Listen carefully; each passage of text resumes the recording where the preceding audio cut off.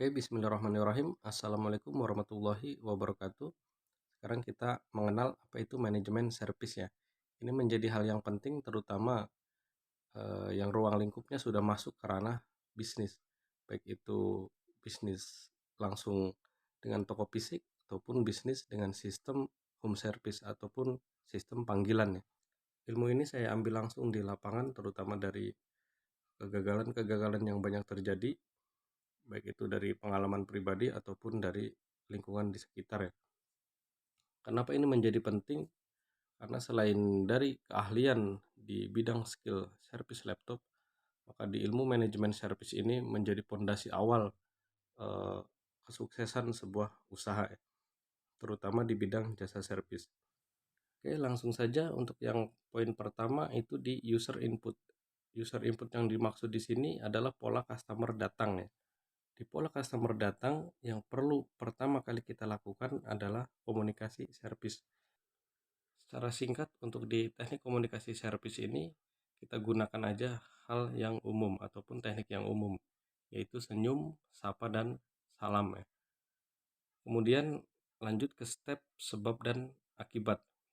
Nah, di poin sebab dan akibat ini menjadi penting karena ini penting menjadi data di proses eksekusi servis nanti ya. Sebagai contoh, jika laptopnya mati, maka kita tanyakan dulu sebab dan akibat kenapa laptopnya bisa mati. Jawaban dari user ataupun customer di sini beragam ya. Bisa gara-gara kena air, ataupun ketika dipakai tiba-tiba mati, ataupun ketika mau dipakai jadi mati, dan masih banyak lagi kasus-kasus yang lainnya. Bukan hanya di mati total ya. Tapi di poin ini nanti akan menjadi input analisis ketika proses servis berlangsung. Makanya di poin ini sangat penting ya. Jadi kita tanyakan dulu sebab dan akibatnya. Kemudian yang kedua kita tanya juga status servis. Di sini ada 3 poin. Yang pertama baru servis ataupun baru diservis datang ke tempat kita. Yang kedua pernah servis, dalam artian pernah servis di tempat lain. Yang kedua gagal servis, ini pun sama ya, gagal servis di tempat lain. Kemudian lanjutkan lagi ke komunikasi servis gejala eksternal. Gejala eksternal yang dimaksud adalah apakah ada keluhan lain selain dari kasus yang sedang ataupun yang akan kita tangani ya. Ini pun nanti akan menjadi data-data input di proses-proses step berikutnya. Oke, next di pengecekan servis ya.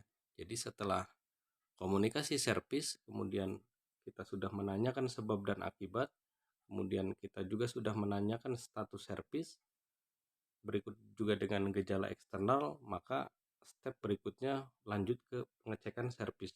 Di pengecekan servis ini pun ada beberapa poin-poin penting seperti gambar-gambar di bawah ini ya. Poin yang pertama di manajemen resiko ya. Ini pun nanti datanya harus kita cocokkan dari hasil pengecekan servis dari juga dengan keterangan dari customer ya di status servis. Seperti yang tadi sudah disebutkan, apakah dia pernah servis ataupun belum servis dan gagal servis. Karena prakteknya di lapangan pengecekan ulang ini sangat penting ya, walaupun sudah dapat keterangan dari customer. Beberapa kali saya sendiri menemukan keterangan dari customer, contoh dia belum pernah servis ataupun belum pernah gagal servis, begitu kita bongkar dalamannya sudah acak-acakan ya. Ini menjadi penting masuk ke sistem manajemen risiko ya. Usahakan di poin ini customer masih berada di tempat ya. Jadi langsung face to face. Di sini pun kita bisa training ataupun bentuk tim ya, yaitu dari tim penerimaan, contohnya tim customer service ataupun bagian ADM, tapi harus ada teknisi pembantu ataupun teknisi utama khusus untuk bagian pengecekan ulang ya, terutama pengecekan keterangan customer dengan pengecekan langsung di tempat ya, ataupun face to face. Kemudian di manajemen resiko juga ada beberapa karakteristik kerusakan yang memang sangat-sangat sensitif ya. Secara garis besar, terutama jika kita langsung membuka toko fisik di lapangan, maka ada beberapa kasus yang memang itu sering terjadi dan datanya hasil riset saya sendiri ini yang paling banyak ya. Yang pertama yaitu di kerusakan install ulang, yang kedua di upgrade ya dan penggantian spare part, sedangkan yang ketiga di engsel, dan sisanya itu di mati total dan low display. Oke, di kerusakan install ulang yang perlu kita perhatikan yaitu di bagian software dan data ya. Dipastikan dulu sebelum proses install ulang, data dan software yang digunakan ini aman, karena jika untuk software-software khusus seperti software-software yang biasa digunakan di dinas ataupun di company, kita pahit-pahitan dulu dengan customer. Jika dia punya masternya, mungkin dia bisa install ulang kembali. Tapi jika dia tidak terdapat master, dapat dipastikan setelah proses install ulang, maka software tersebut akan hilang ya. Kecuali nanti di proses eksekusinya tidak install ulang ya, jadi menggunakan sistem cloning dan beberapa alternatif lainnya.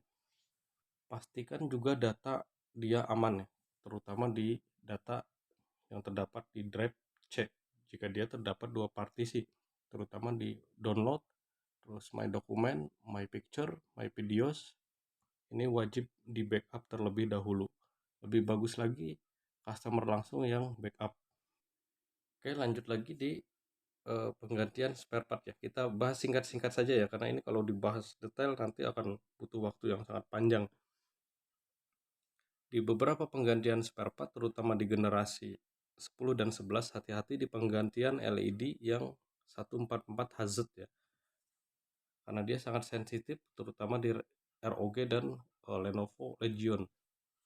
Kemudian hati-hati juga di baterai sistem tanam dan keyboard sistem tanam ya. Perhatikan juga jenis spare part yang akan kita ganti, apakah spare partnya ada di ready stock ataupun jika kita cari di online store barangnya pastikan ada ya.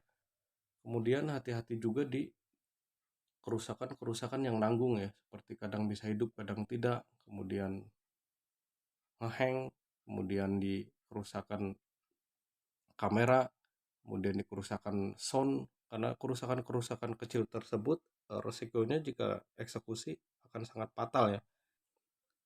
Kemudian hati-hati juga di seri-seri gaming generasi 10 dan 11 ya. Hindari kerusakan-kerusakan yang nanggung, terus kerusakan-kerusakan kecil dengan tingkat resiko yang sangat besar, karena ini akan berdampak pada ESD ataupun human error ya. Jadi jika kita belum pernah menangani kasus-kasus laptop-laptop gaming sebelumnya, lebih baik ini dihindari ataupun gunakan manajemen resiko. Baik itu pahit-pahitan dulu ke customer ataupun komunikasi baik-baik dengan customer ya. Karena ini nanti ujung-ujungnya jika kita paksakan akan berdampak pada komplain customer seperti pada tabel ya. Oke, kita singkat saja langsung ke SOP checking standar ya. Di SOP checking standar pun ini berkaitan sekali dengan manajemen resiko dan jenis kerusakan ya.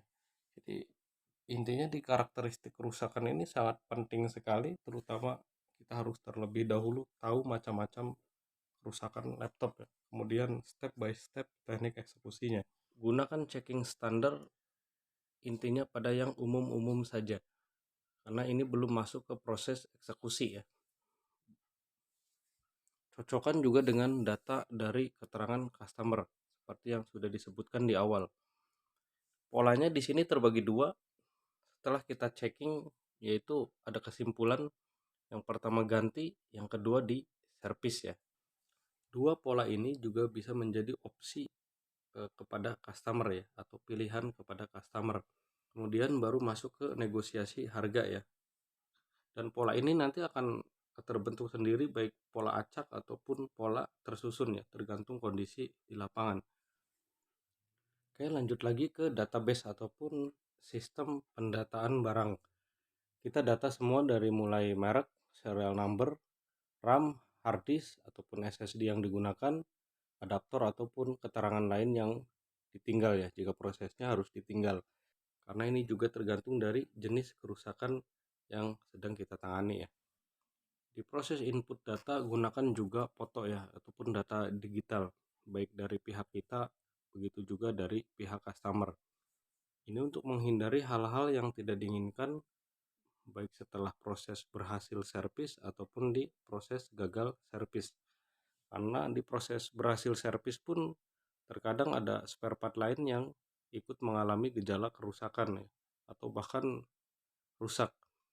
Begitu juga di setelah gagal servis. Jadi begitu customer membawa ke tempat servis lain. Ini untuk menghindari miss antara pihak kita, customer, dan di tempat yang baru ya. Oke, selebihnya tinggal pelajari bagannya ya dari proses awal sampai akhir. Jika ada pertanyaan silakan di kolom komentar ataupun langsung ke nomor saya pribadi. Karena di sini pun banyak hal-hal penting lainnya yang memang tidak bisa dijelaskan secara online ya, jadi harus ketemu langsung. Terutama di poin komunikasi servis dan di proses negosiasi harga dan komunikasi di proses pengambilan servis ya.